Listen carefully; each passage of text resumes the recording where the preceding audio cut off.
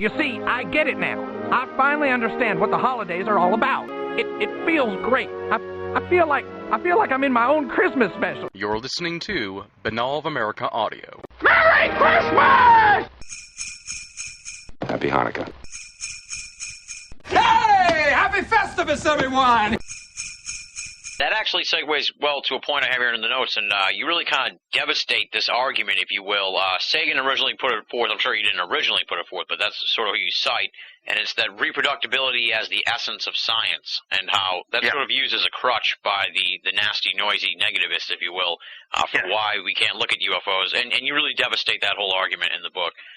Talk a little bit about that. I was at his home. We were classmates for 3 years. We're the same age. Well, I'm still alive, but I'm 4 months older than he was, something like that. And we were in the same classes for 3 years at Chicago. So I was going to be lecturing at Cornell, and the guy in charge was in Carl's department.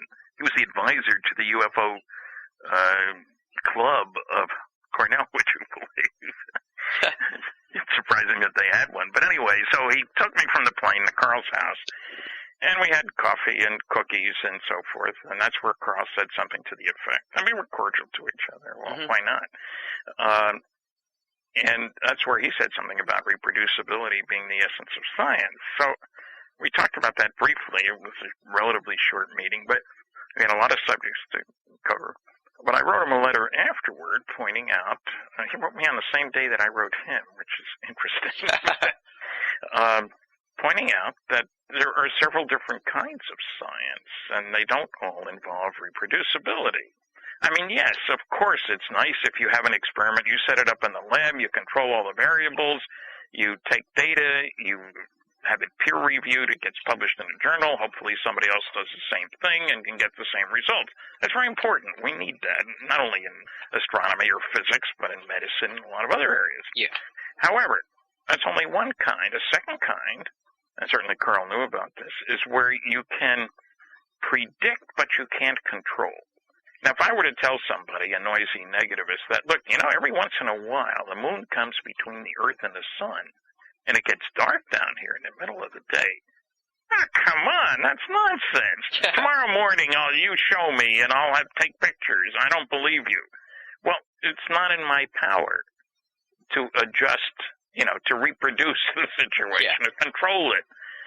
We can predict it, and hopefully we'll have cameras, and the weather will be okay, and all the rest of that, but I can't reproduce it.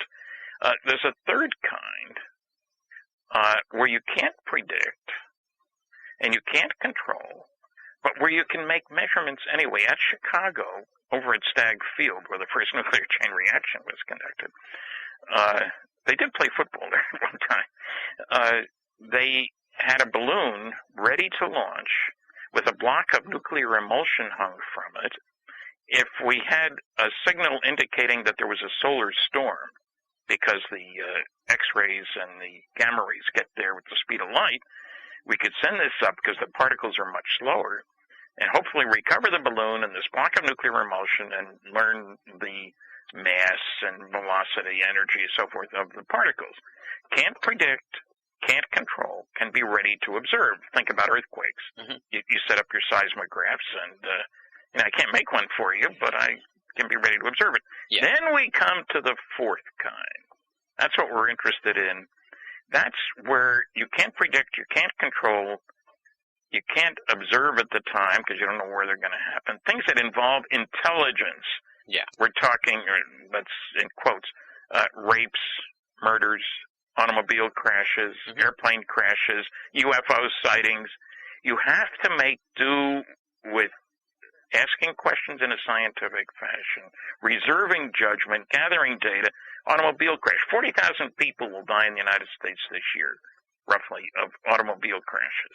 Now, I can't tell you where, who, or when, but I can measure alcohol levels in the blood of the driver. I can check the brake linings, look at the skid marks, see what the visibility and the weather condition, and take eyewitness testimony.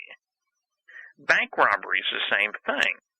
Now if somebody says, well, the robber was 6 feet tall plus or minus 20%, that's not very useful because it covers most of the population.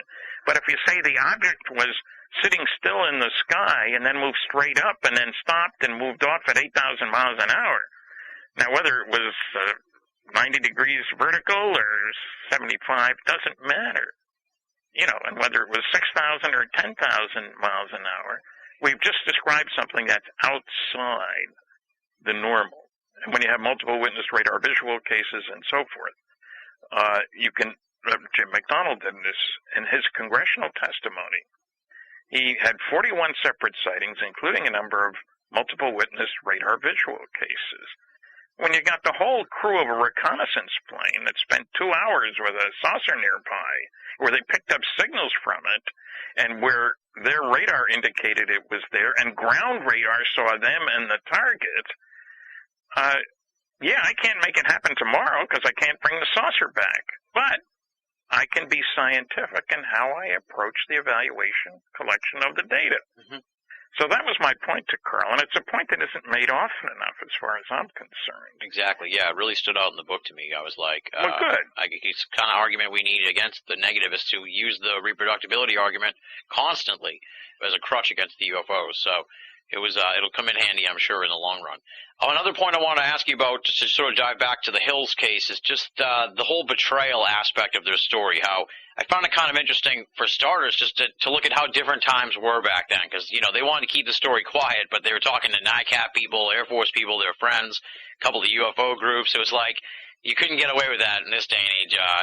Oh, no. You wouldn't. People would find out in a heartbeat. The rush to publish first would be amazing. Remember, no internet back then. Exactly. Don't forget. I guess just talk a little bit about sort of how that thing exploded on the scene. And as a side thing, did this Luttrell character who wrote the Boston Traveler article, did he ever regret his decision or apologize to the Hills? He thought he was. I talked to him once, and he certainly didn't want any more public discussion about the case because of the job he was in, PR for some outfit, and he didn't want to jeopardize, It's funny because the overwhelming response to these articles in the paper, which were not 100% accurate, was very favorable. Yeah. You remember Betty and Barney wanted to squash it. He called them, wanted to interview them, and they said, "No way, Jose." Yeah. And they talked to lawyers to see if there was anything they could do, and there wasn't. Somebody had given him a tape of a private talk that they had given. And so they were afraid, literally, of losing their jobs. Mm-hmm. And Barney, because of his activities in the civil rights movement, really was concerned about that. I mean, how effective could he be in a civil rights movement if he was being held up as some kind of idiot who'd seen a flying saucer and been taken on board and seen alien beings? You gotta be kidding, you know. And so when the story did come out, it turned out that the response was extraordinarily good. And that's what led, not too long thereafter, when John Fuller showed up. He'd already written Incident at Exeter, or was working on it at the time, which is another fine book. Exeter is a small town in New Hampshire, not too far away from where the Hills. I mean, New Hampshire isn't the largest state around. And so they worked out an agreement finally where between the four of them, the Hills, John Fuller, and Dr. Simon. But one of the kickers was that Simon would have final say on everything. He was the professional. Remember, he was a psychiatrist with a Harvard background, a Boston practice, a colonel in the Army during the war, ran this 3,000-bed hospital. This was pretty high up the ladder there, so to speak. Yeah. And I've seen his notes. The papers, Fuller is dead, and Simon's dead too. Fuller's papers are at the Boston University Archives. And I've seen Simon's comments on manuscript sections, and wow, he minced no words. You can't say this. This would make us look stupid. You can't say that. I don't know how Fuller put up with it. It's probably a better book because of it. But I'm sure, I mean, I'm working on a book now, and I don't think I'd want somebody telling me those things. So the attitude of people toward Betty and Barney was good. Now, it's very unfortunate. Barney died, and February 1969. And so Betty bore the brunt after that, and she had her own views. She liked to think of herself as a UFO researcher. She took people to where she saw lights at night and said, there are the saucers coming back. She was very skeptical about most abduction cases because medical hypnosis wasn't used. She accepted the Travis Walton case, I might add. And she went off in left field a little bit to a lot of people. And I know in one case she showed pictures at a meeting in New York taken with a Polaroid camera, and there are lights moving around in the sky, seemingly. These were stills. And I asked her for some information about the camera, and she didn't know. So I talked to Polaroid, and it turned out that particular model was used by artists because when it's dark, the lens, the shutter stays open for many seconds. And so what you're getting is movement of the camera, not movement of the object. Yeah. And she hadn't done any of that, so she really wasn't an investigator, but the pictures helped convince her that she was seeing something extraordinary. Or didn't see something. I mean, she saw the lights, and look what the camera shows, and cameras don't lie. So she didn't pull a phony or anything like that. She just didn't understand what was going on. And Kathy, Kathleen Martin knew about the case the day after it happened, not about the abduction part of it. But she was there when Betty called Kathy's mother, Betty's sister, the very next day. And so she saw the marks on the car. There are these peculiar marks. We still don't understand why a compass went wild on those. Wish we had the car to check.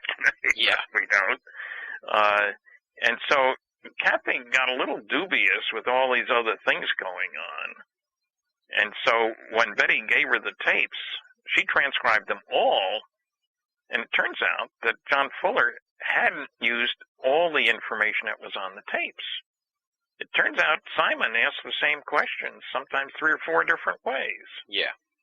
And so looking at things from a different perspective, that was a standard approach to doing this kind of thing. There's a lot in the book that you will not have seen before, no matter if you read The Interrupted Journey. Absolutely. There's a tremendous amount of tons of new material in the book. All right, well, another question I kind of have for you, and it's a great segue from what you're just talking about with The Interrupted Journey. And you point out in Captured that The Interrupted Journey, it's been out of print since around 88. Why do you think the Hill story kind of fell out of the popularity loop, if you will, eventually? I remember back when I was a kid in the 80s, the Hill case was like a staple of paranormal anything. You know what I mean? It was like the number 2, 3, 4 story that you'd get if someone's going to do paranormal special or books or magazines or anything like that. Why do you think the Hill case fell out of the loop, if you will? I think it's a couple of things. One, let's face it, there were new books about abductions. Bud wrote several books. Dr. David Jacobs wrote several books. There was newer material to chew on, many different cases. Remember that The Interrupted Journey talks about one abduction case. Yeah. And now most of these other books will mention the Hill case at some point along the way. But there was a lot of stuff going on. So, newer is better, right? Latest model, all that kind of thing. Also, Betty wasn't doing much anymore in the media kind of world. She'd done quite a lot over periods of time. And so there was no reason for people to focus on it. And, The Interrupted Journey, the UFO Incident, the television movie, is still not available on DVD. Wow. And, if it was, I'm sure it would sell extremely well. But I approached James Earl Jones, who had the movie rights, but he doesn't anymore. And I dealt with somebody who's close to him, and so he's not involved. I think what would be great is if Oprah had James on, and maybe Kathy, to talk about the story. Wouldn't that be wonderful? Yeah, well, they got to get you then, too, for sure. So. Well, it would help the book sales, that's for sure. I should add, incidentally, the book is listed on Amazon, of course, and Barnes & Noble and all that. Or they can get it from me or from Kathy. And if you get it from us, you get both signatures. We signed 1,000 book plates. Nice. And that you won't get from the stores. So I'm all in favor of people buying books from stores, but I'm just saying that you can, my website, which we haven't mentioned, www.stantonfriedman.com, has a link to Kathy's website as well, and tells you how to get the book with PayPal or send a check or whatever. And also has my other books, Crash at Corona, the definitive study of the Roswell incident, and Top Secret / Magic about the Majestic 12 documents. Boy, you want controversy.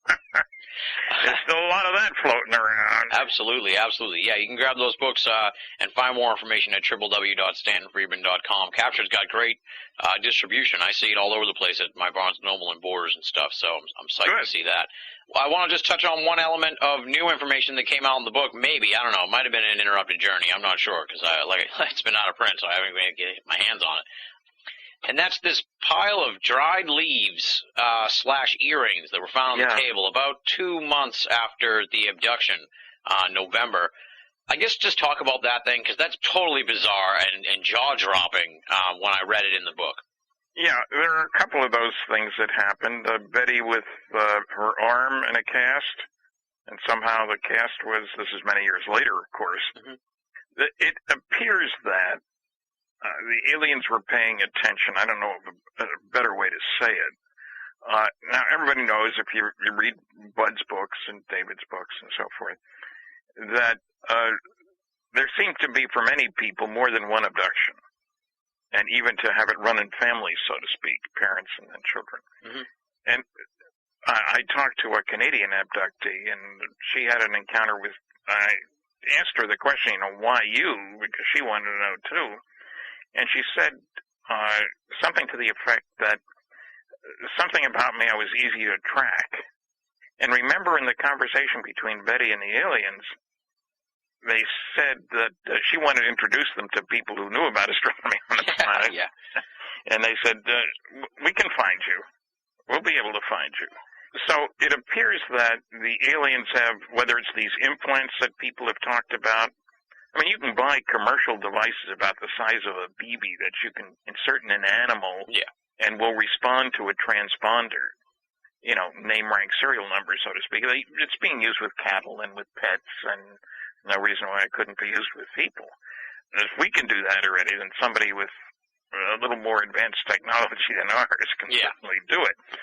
So it appered that these guys, aliens, call them what you want, these strange characters from Zeta Reticuli, were keeping track and did something to show their presence. Now, there's another part of this, and this came home to me when I was at the abduction site, not the crash site, with Kathy. When you're there, it seems perfectly obvious that Barney would never have gotten off the main road onto a secondary road, and off the secondary road to a tertiary dirt road. At the time, it's paved now, but that's the one area. This is a very heavily wooded area near Lincoln, New Hampshire. And there's a place big enough for the craft to set down. Sandy area. I don't know why.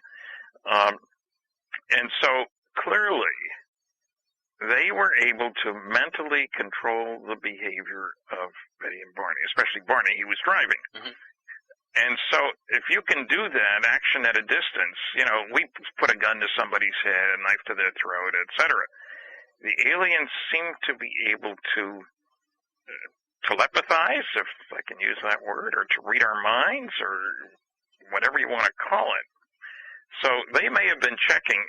I had the feeling, when you read the accounts, and I've listened to a couple of the tapes, incidentally, and that's pretty strong stuff. As a matter of fact, Dr. Simon had said to Jim McDonald that the emotional intensity in a couple of those sessions was greater than that with any of the shell shock war veterans. And coming from him, that's pretty strong stuff.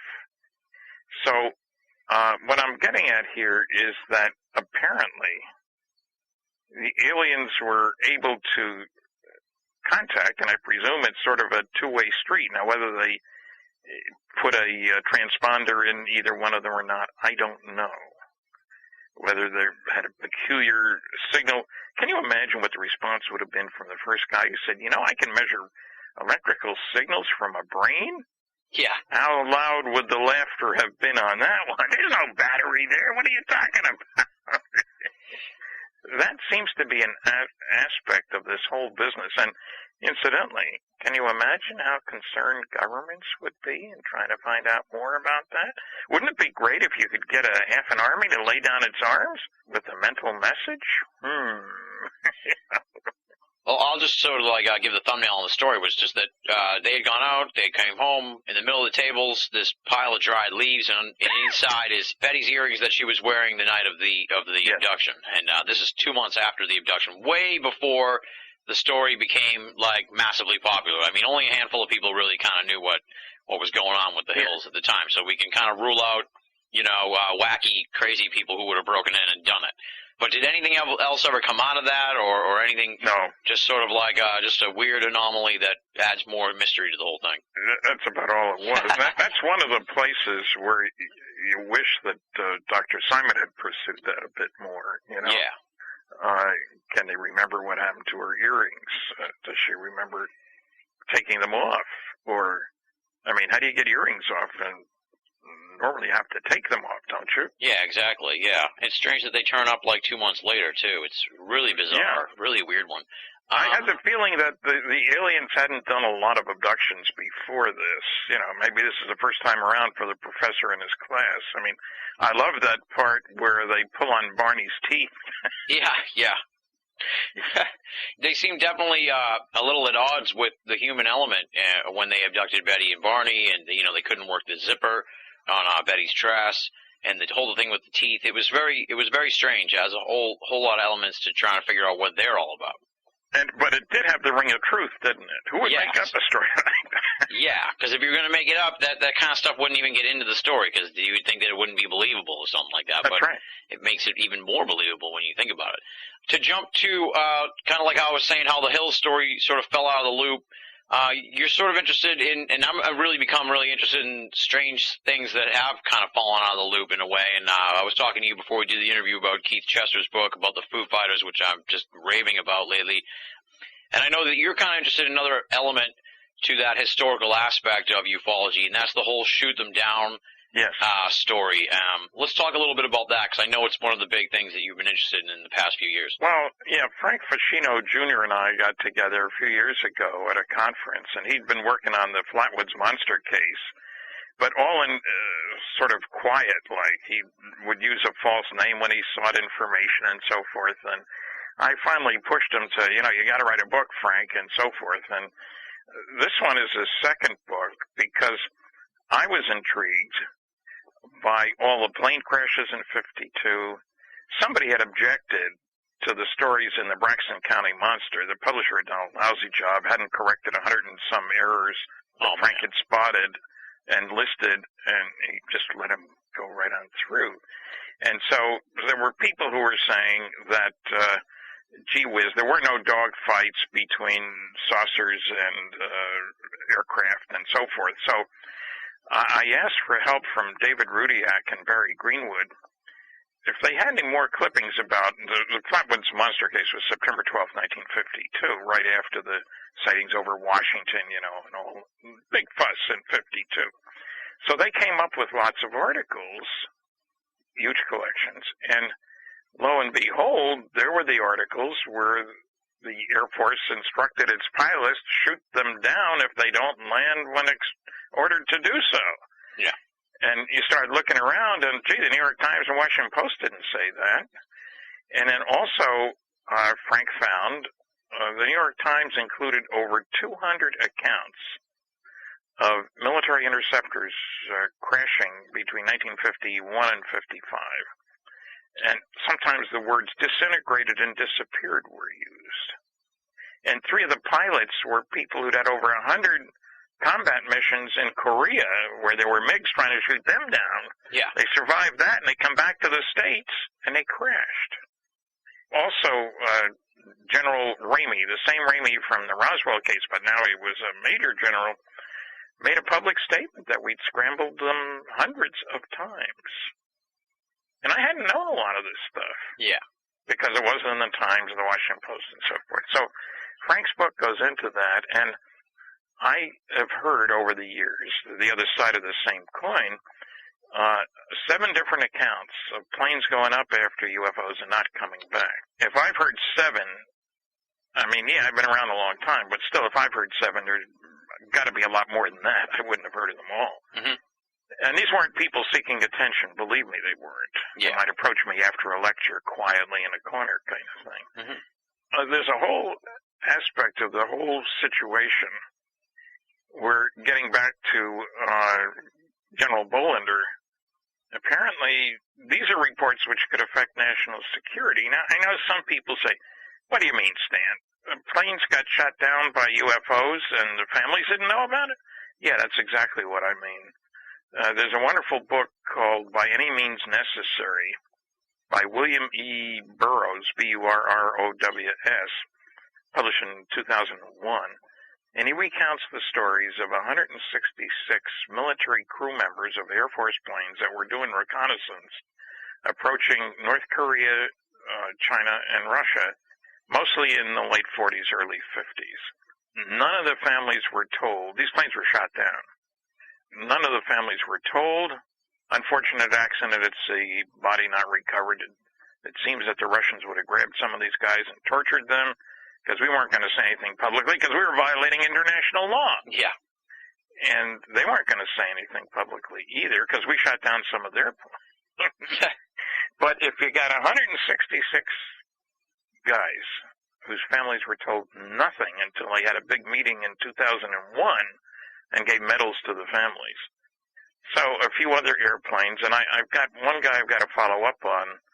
He had told a buddy, he's dead, but he had told a friend of his from college, when he came back from flying in Europe, Germany, in the early 50s, that we had lost 20 planes to UFOs. Oh, wow.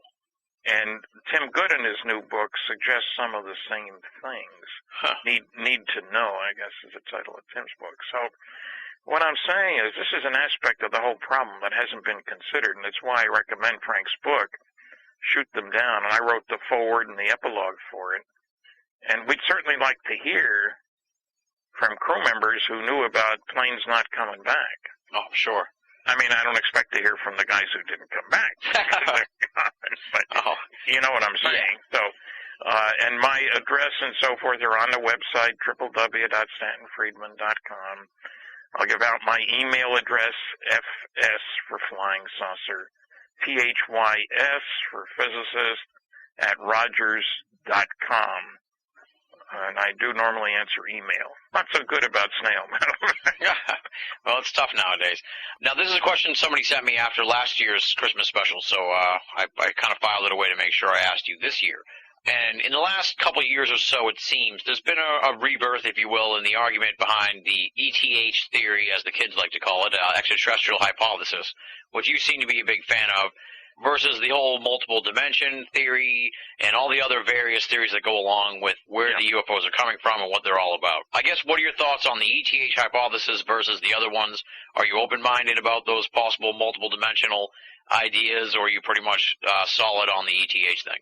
Well, I don't think they're mutually exclusive. Yeah. I would be totally astonished if an advanced civilization hadn't figured out how to warp space and time, if they can figure out telepathy, let's say, and probably reincarnation and all this other stuff that we call paranormal. I mean, I can't imagine an advanced civilization only being concerned about nuts and bolts. Mm-hmm. I think the problem comes from the fact that I worked on advanced propulsion systems like nuclear fusion and fission and so forth in large-scale programs where the data was classified and that most academics have never heard of and aren't aware of. So I have an unfair advantage. Furthermore, I worked under security for 14 years, and I've been to 20 archives, so I know governments can cover things up. There are loads of examples. Big programs, multi-billion-dollar-a-year programs that we didn't know about for 30 years. The Poppy satellite, the Corona satellite, you know, there were a number of these. And the stealth airplane, 10 years, $10 billion before there was a word in public.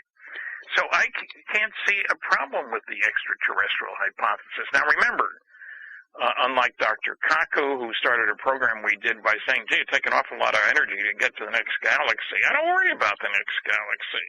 Yeah. Andromeda's 2 million light years away. Okay, I'm worried about down the street, 39 light years away. Yeah. There's a big, enormous difference there. Mm-hmm. So I am not a fan of the others as the primary explanation. Whether they're warping space and time to get here, or using a big old fusion-powered mothership, it doesn't matter. They're from someplace else coming here. Now, how you get here is really beside the point, isn't it? Yeah. I mean, when you boil it down. Yeah. I can't build one. Nobody's going to fund me to build one. But I do have an appreciation for how much technology is represented, especially by these mothership reports. Mm-hmm. Half-mile-long object in the sky?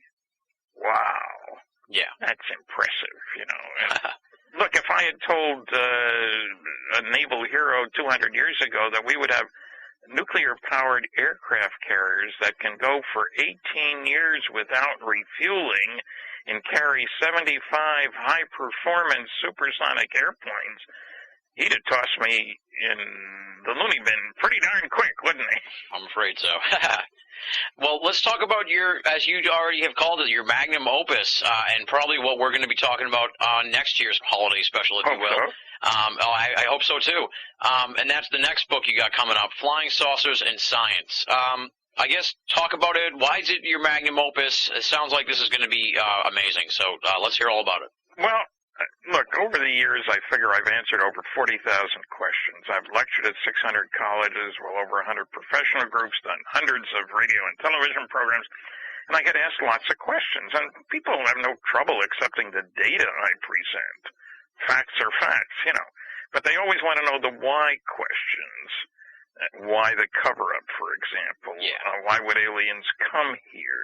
Why don't the aliens land on the White House lawn? And so I've tried to put together into a book, which gives me much more space than a 90-minute lecture or a 10-minute interview or even a 90-minute interview. Try to get it all together in one big fat volume. And it's time that I did that. You know, not that I'm saying I'm going to die next week because I'm very healthy, but only that it would be a shame if I didn't put it all together. Yeah. Put it on record, so to speak. And look, I can come down. I don't have a boss to worry about except me. Yeah. So I can do a whole chapter on the cosmic Watergate, which the subject represents. I can talk about the cult of SETI, you know, which will make some people mad, but what the heck? I'm sorry. The facts are what they are. Mm-hmm. It's not science. It's belief systems. I think it's hilarious that SETI people say there is no evidence for UFOs. They got no evidence there's anybody out there sending a signal of any kind. Yeah. And we got tons of evidence, the 5 large-scale scientific studies that I talk about in my lectures, and I know a lot of people in ufology aren't aware of those studies, so I think it's time to put it all down. Mm-hmm. Well, I'm really looking forward to it, because the why questions part of your other book, Top Secret Magic, is one of my favorite chapters in that whole book. I go back and read that a lot, so it sounds like this is going to be an expansion of that whole thing, so I'm looking forward to it. When do you think people are going to be able to pick up Flying Saucers and Science? Oh, late May. All right, nice. Sounds good. And that's what they tell me. Who knows? The book business is crazy. Yeah, that's through New Page Books, right? Yes. Awesome. Yeah, they're the same people who published Captured, and they surprised me. We submitted a proposal because by contract agreement I have to give them first crack at my next book anyway. Mm-hmm. And they said, well, let's see how Captured does. And then 2 weeks later, hey, we decided to publish it. Awesome. That sounds great. I'm really looking forward to it. It sounds like this one's going to be just a home run book. Have you ever thought about doing an autobiography at all? I've thought about it, and I try to let little autobiographical dribs and drabs into my books, which surprises some people and pleases others. I've thought about it, but, you know, a book I'd like to do after this one is, it's impossible, isn't it? With all the crazy claims that have been made by the ancient academics and fossilized physicists about what's impossible that turn out to be quite possible. Yeah. And how many such claims are being made today? And how much progress has been hindered by the big shots saying it can't be done who don't know what they're talking about. Exactly. Yeah, you do a good job of pointing that out about the trip to the moon and all the various people that said it couldn't be done, and all their crazy estimates on what it would take to put somebody up in orbit and stuff. That's a very entertaining part of the book. Yeah, I asked about the autobiography because just in some of the interviews that you and I have done, talking about the UFO field over the years and stuff, and even the foreword or the introduction here in Captured, there's a lot of autobiographical stuff in there that I was just like loving, So I think it would be a great book to put out. There's not too many people who really talk about the history of the field and what was going on at the time and stuff, and you had a great window on the evolution of ufology through the 60s, 70s, 80s, 90s. Now, I highly recommend it. You should definitely do it. Okay, I'll keep that in mind. Definitely. I'll be just elated if that comes together. What do you have coming up on the horizon for 2008? Speaking engagements, anything you want to mention or plug, specials and stuff? Let's hear it. I should mention that the Aztec UFO Symposium, Aztec, New Mexico, is going to take place toward the end of March, and I'm excited about that. I've been there before, but Scott Ramsey has done an awful lot of good research on that, and I'll see the guys again, and I always like going to New Mexico anyway. And, Yvonne Smith has a new book coming out about abductions, and she's going to have Kathy and I at the Cerro. Oh, that's a long thing. She has an abduction group in Southern California, and so at the end of April, that'll be out there. I'm sure there'll be publicity for that. I'll put all this on my website. Yeah. And the people in Roswell have told me they want me there. We don't have any specifics lined up yet. It's a little early, but so I expect to be in Roswell again. And last year was the 60th anniversary, so I don't suppose there's anything special about 61st. Now, I know you went to China a couple of years ago. Any big international trips or anything like that? Not at the moment, although I've intentionally not tried to book any lectures the last few months. I want to work on the book. Yeah. And then when it's done, then we'll start trying to book some lectures. I mean, I can't sit still. Yeah. Just to sort of jump on the China thing, what other countries would you like to go to that you haven't got a chance to go to yet? I mean, have you been to Japan or Japan is one. Now, I've been to Australia several times, Brazil, Argentina, Mexico, Finland, France, Germany, Italy, Israel, Turkey, England, Scotland, Ireland. I'd love to speak in Russia, for example. Poland guy did a long interview with me, and that was interesting. And so Japan would be high on the list. I enjoyed China. Love to go back. I was to Hong Kong and Dalian, which is in northeastern China. I've spoken in Seoul, Korea. There's a lot of interest out there. Yeah, definitely. I'm trying to get into the Japanese scene, find someone to talk to, have them on the show. So I'll throw your name out there to tell them to bring you over to Japan when I get a hold of someone someone from Japan to talk to. Well, Stan, I got to thank you so much, not just for coming on the show, giving me some extra time here for the interview. I really appreciate it. The book, Captured, The Betty and Barney Hill UFO Experience. Stan co-wrote it with Kathleen Martin. It is outstanding, my friends. It is an amazing book. It really talks about the whole evolution of the Betty and Barney Hill story, gives a great biographical sketch of Betty and Barney Hill. You're going to learn so much more about them as people. I was stunned to find out so much about Barney's civil rights work. Sounds like he did just a tremendous amount of civil rights work in the time, and I never heard that kind of stuff. I'd only been vaguely familiar with the UFO abduction story of Betty and Barney Hill. This book will give you a tremendous education on the whole thing. I can't put it over enough. It's from New Page Books. As Stan said, you can find it just about anywhere, any bookstore. You can get the autographed copies through Stan's website, www.stantonfriedman.com. Stan, like I said at the beginning, you're a living legend. I love having you on the show. I always look forward to the holiday season because I know we're going to be taping the holiday special, and all my listeners are always, we're looking forward to it. I get emails all the time about it. You're going to have Stan back for the holiday special this year, right? Of course I am. So it's great to have you back. I had a great time talking to you, and hopefully we'll be doing this again next year to talk about flying saucers and science. My pleasure. Happy holidays. That does it for the third annual BOA Audio Holiday Special. I can't thank Stanton Friedman enough for coming back on the show, for embracing the whole holiday special atmosphere of the program. He is the man. His new book, Captured, is outstanding. I can't put it over enough, as I said in the interview. It is great, great reading and a very personal look at a major UFO story. Of course, you can find out more information on Stanton Friedman at the website, www.stantonfriedman.com. Definitely check it out. Moving right along, it would be time for BOA Audio listener feedback, but since this is the holiday special, I want to give a little feedback to all the great BOA Audio listeners and wish them a very Merry Christmas, Happy Hanukkah, and a festive holiday season. We'll bring back listener feedback next week and in further installments, don't you worry about that.